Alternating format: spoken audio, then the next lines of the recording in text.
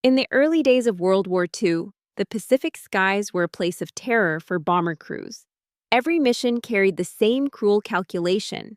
If enemy fighters broke through the thin escort screen, survival came down to luck and defensive firepower.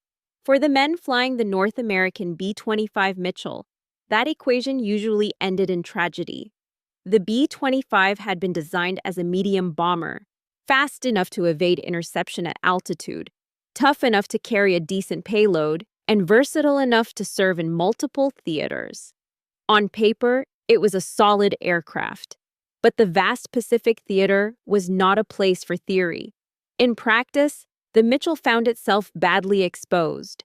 In early 1942, newly built B-25s, originally intended for the European front, were diverted to Australia as America scrambled to reinforce its crumbling Pacific defenses. By April, squadrons of green crews, many with only a handful of hours in the cockpit, were being thrown directly into combat. They flew straight into the maelstrom, over jungles, coastlines, and open seas, dominated by the Japanese Zero, one of the most lethal fighters in the world. Standard doctrine dictated medium-altitude bombing runs, usually around 10,000 to 12,000 feet. But at those heights, B-25 formations were obvious targets. Japanese flak gunners could walk shells right into their paths, while Zeros climbed to tear into bomber boxes with devastating efficiency. Escort fighters like the P-40 Warhawk or P-39 Airacobra simply couldn't follow. Their limited range left B-25s naked on the critical final leg toward their targets. Time and again, Mitchell crews found themselves intercepted 50 to 100 miles short of the objective. Forced to release bombs early or turn back, many never returned at all. Losses mounted at an alarming rate. In one April raid over New Guinea, 6 of 18 aircraft were destroyed, nearly a third of the attacking force gone in a single afternoon. For the young airmen strapped into those bombers, survival felt like a coin toss. By mid-1942, the truth was undeniable. The B-25 in its standard form was too vulnerable, too predictable, and too costly to use as doctrine prescribed. Something had to change, or the medium bomber would be written off as another failed experiment in the brutal crucible of the Pacific War. Breaking the doctrine. The 5th Air Force in 1942 was a force on the edge of collapse. Airfields in New Guinea were little more than strips of mud, carved from jungle clearings. Supply chains stretched across oceans, fragile and often interrupted. Every sortie cost lives and machines that could not easily be replaced. The bombers were dying faster than new ones could arrive. Yet headquarters back in Washington still clung to doctrine: bomb from altitude, fly in formation, and rely on escorts that rarely had the range to be there when it mattered. To the men flying into Japanese gunfire, that doctrine felt like a death sentence.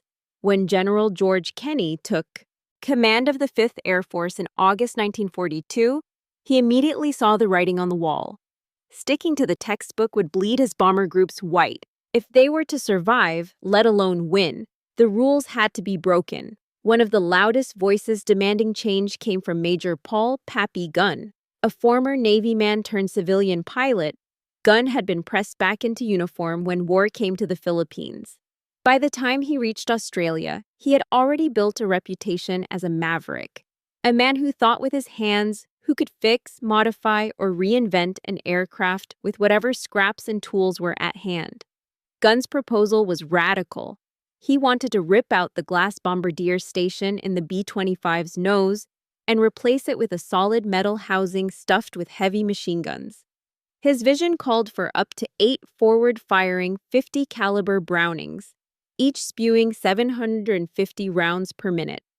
The bomber, in essence, would become a gunship, able to blast its way through fighters, strafe shipping, and hammer targets at low altitude with sheer firepower. To many senior officers, it sounded reckless, even absurd. Bombers were built to bomb, fighters were built to strafe. Mixing the two was seen as wasteful and dangerous. But Kenney wasn't interested in theory. He was fighting a war with too few planes and too many losses. Against the advice of skeptics, he gave Gunn the green light. In the jungle workshops of New Guinea, amid mud, heat, and swarms of insects, mechanics began tearing into brand new B-25s. They cut away the glass nose, hammered aluminum sheets into place, and bolted machine guns into improvised mounts. Ammunition belts were routed through makeshift chutes, and the aircraft's balance had to be recalculated on the fly. Every modification was a gamble. No one knew if the airframe could withstand the recoil, or if it would fly at all. But the crews had nothing left to lose, and when the first modified B-25s rolled onto the flight line, bristling with guns where windows had been, a new chapter in the air war was about to begin. Into the fire. The first combat trials of the modified B-25s came not in quiet tests, but in blood and chaos. By early 1943, Allied intelligence reported a major Japanese convoy steaming toward New Guinea. 8 troop transports escorted by 4 destroyers, carrying nearly 7,000 soldiers intended to reinforce the front. If those troops landed, the fragile Allied foothold could be crushed. For General Kenney, this was the moment of truth. The newly converted strafer B-25s would be thrown straight into the fire. Alongside them, conventional medium bombers and fighters would join the assault. It was a gamble on unproven tactics, but one worth taking. Crews had been practicing a new and dangerous method: skip bombing. At extreme low altitude, bombs could be released so close to the surface that they would ricochet across the water like skipping stones before slamming into a ship's hull, just above the waterline. If it worked, a single hit could rip a vessel apart. If it failed, the attacking bomber would be flying straight into concentrated fire with no escape. On March 2, 1943, the Battle of the Bismarck Sea began. Low clouds and heavy squalls shrouded the Japanese formation, forcing Allied aircraft to circle and regroup. Every minute risked early detection. Then, the moment arrived. Strafing B-25s dropped to mast height, barely 200 feet above the sea, roaring in at full throttle. The modified noses came alive. Streams of .50 caliber fire raked across ship decks, mowing down anti-aircraft crews before they could properly respond. Tracers stitched the length of transports, shattering gun mounts, cutting down soldiers, and ripping through bridge structures. The shock of so much forward firepower stunned the defenders, buying precious seconds for bomb runs. Then the bomb struck. Released at impossibly low altitudes, they skipped once, twice, then slammed into hulls with devastating precision. Explosions ripped open transports, fire and smoke boiling skyward, as steel twisted and shattered. Within hours, the Japanese formation was in chaos. Transports burned, capsized, or exploded. Survivors leapt into the sea as destroyers darted desperately among wrecks, plucking men from the water. By the end, nearly the entire convoy was annihilated. Only 4 destroyers escaped to carry survivors back to base. For the Allies, it was more than a tactical victory. It was proof. The B-25, once a victim, could now be a predator. Skip bombing worked. Strafing worked, and the Pacific had found its gunship. Reports of the battle traveled quickly. In Washington, planners took note. At North American Aviation, designers listened carefully. Improvised jungle conversions had just rewritten doctrine, and the factory would not be far behind. From workshop to factory. News of the Bismarck Sea victory sent shockwaves through both the U.S. Army Air Forces and the halls of North American aviation. What had begun as a field improvisation in jungle workshops now proved itself a decisive weapon of war. The logic was undeniable. If hand-built conversions could shred convoys and rewrite tactics, then factory-built gunships might change the balance of power entirely. By mid-1943, engineers at North American began reworking the Mitchell from the ground up, drawing directly from Pappy guns' modifications. The result was the B-25G, the first production model designed as a true gunship. Its glass nose was replaced with solid armor, housing not only multiple heavy machine guns, but also a weapon no bomber had ever carried before, the 75mm M4 cannon. The M4 had been developed for tanks, not airplanes. It could hurl a shell powerful enough to smash through the side of a ship or crack a fortified bunker. For the crews who had been struggling to sink vessels with machine guns and skip bombs, the promise of such firepower was electrifying. The bomber was no longer just an aircraft. It was becoming a siege engine with wings. But firepower came at a cost. The recoil of the M4 was brutal, shaking the entire aircraft with each shot. Rivets rattled, plexiglass windows shuddered, and pilots had to fight to keep the Mitchell on course after every blast. Firing more than once per minute was almost impossible, and loading the weapon was a slow, manual task. The navigator had to rise from his seat mid-flight, hoist a 15-pound shell, and wrestle it into the breach, while the plane bucked and shuddered under enemy fire. Despite these limitations, the B-25G marked a turning point. For the first time, a factory-built bomber carried a cannon capable of crippling ships in a single blow. Crews were eager but wary. The cannon was impressive, but it was still the banks of forward-firing .50 calibers that did most of the killing. The experiment would continue. By early 1944, a refined version appeared, the B-25H. It carried a lighter T-13E1 cannon with reduced recoil and an even more staggering array of machine guns. With 8 Brownings fixed in the nose and additional guns mounted on the sides, waist, and tail, the B-25H unleashed firepower unmatched by any other medium bomber of the war. The evolution was complete.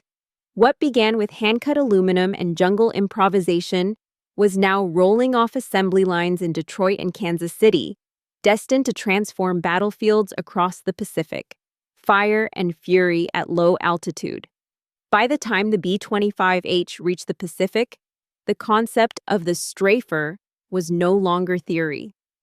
Squadrons had learned the brutal reality of mast-height attacks. They worked, but they demanded everything from the crews. Flying a bomber at 200 feet above the sea or 50 feet over a jungle canopy left no margin for error. There was no altitude to trade for recovery, no time to bail out if things went wrong. A single engine hit could doom the aircraft before the pilot even touched the controls.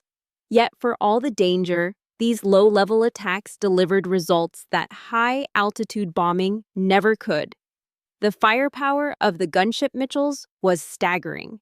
8 .50 caliber Brownings in the nose unleashed a curtain of lead that shredded anything unlucky enough to be in front of it. Side-mounted guns added to the storm, while dorsal and tail turrets provided cover from above and behind. When the cannon roared, the entire plane shook, a thunderous reminder that the bomber was now wielding the kind of weapon usually found on armored vehicles. But every attack demanded courage. Strafing meant flying straight into the thickest anti-aircraft fire, often at point-blank range. Japanese gunners were skilled at concealing positions in the jungle or embedding weapons along shorelines. Even small-caliber guns, normally little threat to high-flying bombers, became lethal when fired into a plane skimming at treetop level. Pilots describe the sensation as flying into a wall of sparks, flak and tracer fire, slamming toward them faster than they could react. Inside the cockpit, the violence was overwhelming. Vibrations from dozens of guns firing at once rattled through the airframe. Acrid smoke and muzzle flash sometimes blinded crews in the crucial seconds before bomb release. Navigators struggled to reload the heavy cannon shells while being thrown about by G-forces and evasive maneuvers. And yet, time after time, the Mitchells pressed the attack. The results spoke for themselves.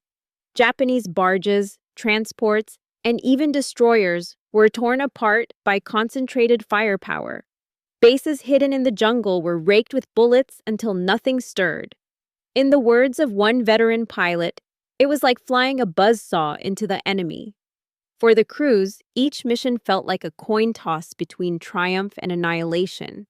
But in the wider war, the impact was undeniable. The B-25 had become more than a bomber. It was a terror weapon of the Pacific, forcing the enemy to rethink every convoy, every base, and every plan of reinforcement. Limits of power. For all its ferocity, the B-25 gunship was no miracle machine. The very qualities that made it so lethal also exposed dangerous flaws, and crews learned quickly that power always came with limits. The 75mm cannon, for instance, looked fearsome on paper. Its shells could rip through a transport ship or bunker with a single hit, but in practice, accuracy was fickle. A small evasive maneuver by a target barge or destroyer often meant the heavy shell plunged harmlessly into the sea. Worse, the slow rate of fire limited its usefulness. In the time it took to reload, enemy gunners had already recovered and were pouring fire back into the Mitchell.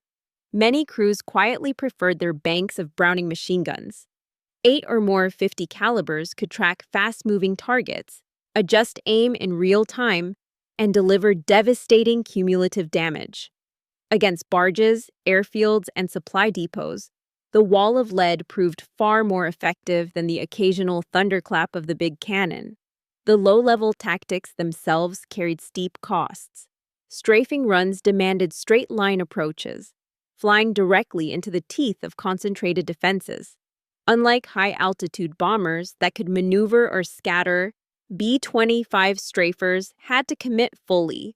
One way in, one way out, every run meant seconds of absolute vulnerability, with crews trusting their firepower to silence gunners before enemy rounds found their mark.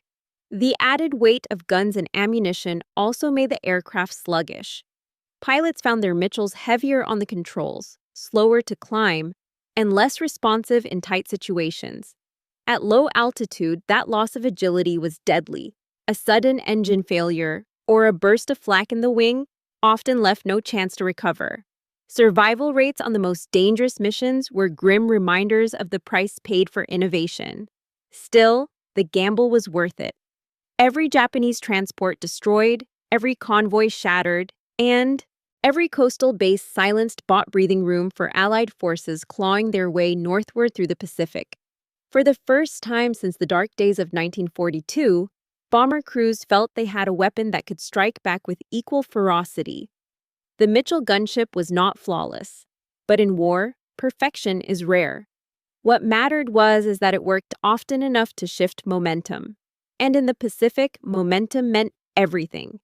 An arsenal in the sky. By 1944, the gunship concept had exploded beyond anything Pappy Gunn's jungle workshop could have imagined. What started as 4 or 6 Brownings bolted into a crude metal nose had grown into a full-blown arms race. Squadrons across the Pacific competed to see just how much firepower a B-25 could carry, and how much punishment the airframe could take. Standard production models like the B-25H and later B-25J already mounted 8 fixed 50-caliber guns in the nose, plus cheek mounts, waist guns, dorsal, and tail turrets. In total, 12 to 14 heavy machine guns became routine. Yet some field modifications went even further.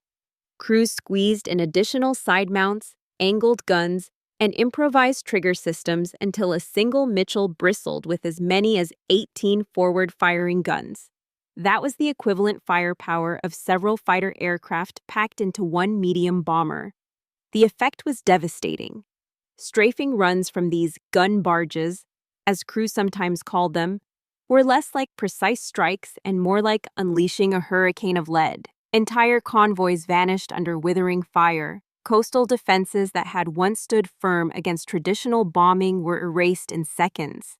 Even hardened Japanese positions, reinforced with concrete and camouflaged by jungle, struggled to survive the storm of bullets ripping through them. But with great firepower came enormous responsibility. Pilots had to manage fuel, weight, and ammunition with precision. Each mission meant calculating how much ordnance to carry without making the aircraft too heavy to maneuver. Ammunition crews worked feverishly to load thousands of rounds into belts, knowing they might be expended in mere minutes of combat. To the men at the controls, the B-25 was no longer just a bomber, it felt like flying a battleship with wings. Veterans described the sheer confidence it gave them. The ability to charge head-on into enemy fire, knowing they carried the guns to shoot back harder than anything they faced. But they also knew the margin for error was razor thin. The Mitchell gunship had become an arsenal in the sky. It embodied the brutal efficiency of the Pacific War. Take a vulnerable design, arm it to the teeth, and unleash it in missions where survival hinged not on doctrine, but on overwhelming firepower. Legacy of a predator. By the final years of the Pacific War, the transformation of the B-25 Mitchell was complete. What had arrived in theater as a vulnerable medium bomber, easy prey for Zeros and EO, flak, had evolved into one of the deadliest low-level strike aircraft of the conflict. From the jungles of New Guinea to the waters off the Philippines, strafing Mitchells carved a brutal reputation. Japanese convoys dreaded the roar of engines at mast height, the sudden eruption of tracer fire, and the shattering explosions of skip bombs slamming into hulls. On land, camouflaged airstrips, fuel depots, and troop columns were torn apart by hurricane-like strafing runs. The gunship concept, born in desperation, had turned the tide of countless battles.